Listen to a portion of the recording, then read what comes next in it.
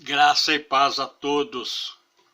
Ezequias Tavares apresentando Em Nome do Senhor Jesus. Reflexões. Tema: cautela com as profecias. E as mulheres dançando e cantando se respondiam umas às outras, dizendo: Saul feriu seus milhares, porém Davi os seus 10 milhares. Então Saul se indignou muito, e aquela palavra pareceu mal aos seus olhos, e disse: 10 milhares deram a Davi, e a mim somente milhares? Na verdade que lhe falta senão só o reino. E desde aquele dia em diante Saul tinha Davi em suspeita. E aconteceu no outro dia que o mau espírito da parte de Deus se apoderou de Saul, e profetizava no meio da casa, e Davi tocava a harpa com a sua mão, como nos outros dias. Saul, porém, tinha na mão uma lança. E Saul atirou a lança, dizendo: encravarei a Davi na parede. Porém, Davi se desviou dele por 2 vezes. 1 Samuel 18:7. Neste vídeo queremos advertir sobre falsas profecias e usurpações, as quais podem ser carnalidade, vaidade ou por usurpações, o que por sua vez é uma forma de manifestação satânica, porquanto Jesus disse a Pedro: para trás de mim, Satanás, quando este falou com sentimento carnal e humano, para Jesus ter dó de si mesmo, piedade de si mesmo. São Mateus 16:23. O que enseja nos dizer que a autopiedade é algo complicador na área cristã, uma vez que a proposta da cruz é a renúncia, a resignação e, de igual modo, a negação e a crucificação do ego. Leia São Mateus 16:24 e aos Gálatas 5:24. Mas o ponto central dessa exposição é a atuação de espíritos do mal, que tomou o rei Saul, o qual profetizava no meio da casa. Espírito que evidentemente entrou pela porta do ciúme e da inveja. Causa porque Davi se transformou em um herói do dia para a noite, portanto Saul queria matá-lo. Isso a qualquer custo. A hostilidade não era mais cruel porque Saul não estava informado da unção de Davi como rei. Nisso houve prudência, humildade e discrição por parte de Davi. Mas a pergunta que não quer calar é: o espírito mau profetizava o quê e sobre o quê? Creemos que um espírito mau não seria capaz de anunciar ou proclamar, vaticinar boas coisas. Convém lembrar a recomendação de São João: provai os espíritos se vêm de Deus. 1ª Epístola de João 4. Na conclusão final, narraremos uma experiência pertinente, pessoal, muito marcante. Importa ressaltar a colocação. Diz o texto que se apossou de Saul um espírito mau da parte de Deus. Entra então nessa questão uma permissividade da parte de Deus, como ocorreu com Jó. E quando dizemos que o diabo está a serviço de Deus, muitas vezes somos censurados. Mas por que o diabo está preso então, se Deus pode prendê-lo e soltá-lo a qualquer momento? Como afirma o Apocalipse, que este estará preso e amarrado por 1000 anos e depois solto.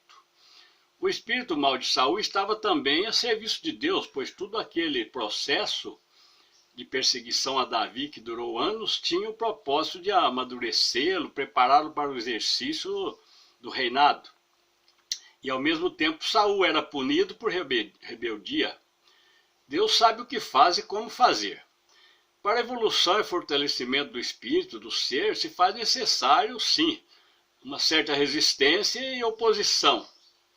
Tanto que depois foi lançado demônio sobre a terra para tentar os homens, principalmente depois que Jesus subiu, a coisa ficou mais acirrada. Logo se aplica a violência para tomar o reino do céu, como Jesus mencionou em Mateus 11:12. E isso é de uma abrangência e profundidade tremenda, porque nossa guerra, qual Cristo diz ter trazido, nunca terá um final.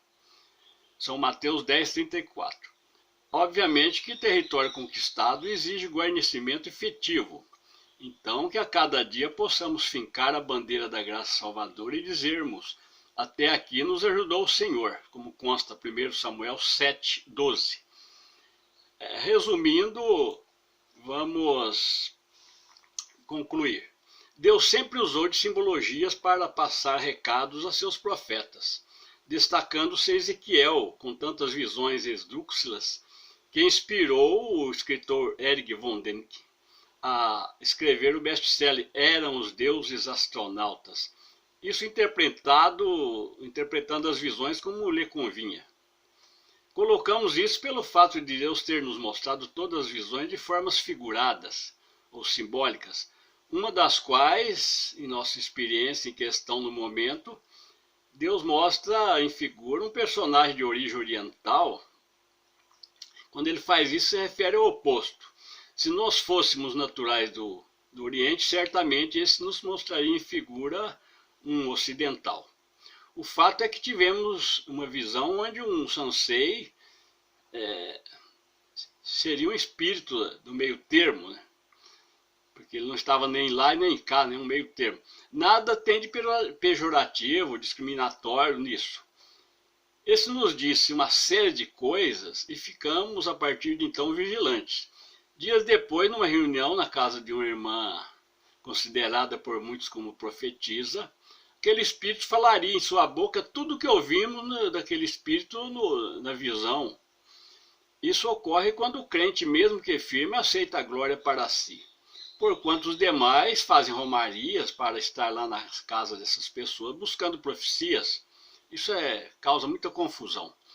Para começo de conversa, não existe mais profeta, e sim um espírito de profecia que pode manifestar num crente consagrado a Deus. Do contrário, não devemos dar crédito algum. Leia Isaías 48:1. Sugestão: nunca idolatre homem algum, pois Deus poderá permitir sua queda a propósito, mesmo que este não se ufane ou esteja aceitando a glória. Deus sempre tem nos avisado, até mesmo nos acontecimentos mais corriqueiros. Quem avisa, amigo é, diz o adágio popular. Vale ler Gênesis 18:17.